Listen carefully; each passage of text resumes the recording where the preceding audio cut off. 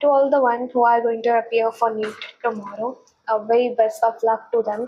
Society can't judge you. Like society को आप एक क्वेश्चन फेंक के मार दो, उनको कुछ आएगा नहीं है, बट वो जज करने आ जाएंगे. सो कॉल उनका जजमेंटल दिमाग रेडी रहता है. मैं एक्स नीट एस्पिरेंट रह चुकी हूँ. 2025 में मैंने अपियर किया था नीट के लिए. At the time paper was hard, पर मैं पेपर को ऐसा कुछ नहीं बोलूँगी कि भाई पेपर हार्ड था, या मैं ये भी नहीं बोलूँगी कि मैंने मेहनत नहीं की थी. मैंने अपना 100% दिया था. मुझे जितना आता था मैंने उसमें ही बेस्ट दिया था.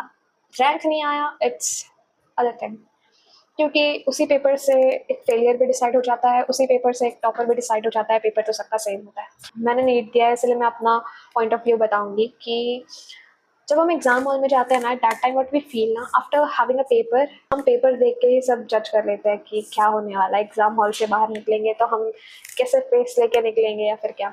जब मैंने बहुत शॉर्ट में बताऊंगी, सारे क्वेश्चंस जब मैंने देख लिया ना, तो मैं इतना पैनिक हो गई ना. पैनिक होने के मतलब मैं पैनिक हो गई ऐसा कि मुझे ऐसा था कि बीच में मुझे पेपर छोड़ के उठ जाना है. मतलब मैं नहीं देना चाहती हूँ. मैं खुद से क्वेश्चन कर रही थी, मैं कुछ नहीं कर पाऊंगी, मेरा एक साल ड्रॉप लिया बेकार हो गया, मैं क्या ही मुंह दिखाऊंगी अपने पेरेंट्स को बाहर जाके. आप सभी को ऑल द बेस्ट. और मैं क्या कह सकती हूँ, मैं कुछ नहीं कह सकती. द थिंग इज दैट ना, मैं ये कह सकती हूँ कि आप अपने पे कॉन्फिडेंट फील कीजिए कि जितना भी हमने किया है हमें उसमें बेस्ट देना है. और जैसा भी गया पेपर, जैसा भी जाएगा पेपर, बेस्ट देना है. And be ready to accept failure as well as your success. अगर आप उस चीज़ में सफल हो जाते हैं then it's well and good.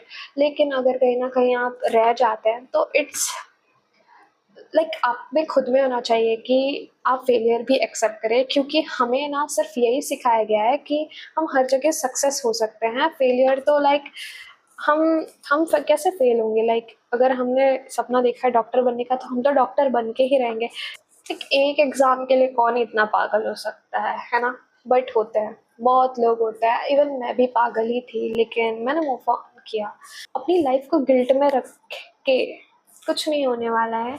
It's better उस चीज़ से ओवरकम करना, क्योंकि सोसाइटी विल जज you on the basis of result.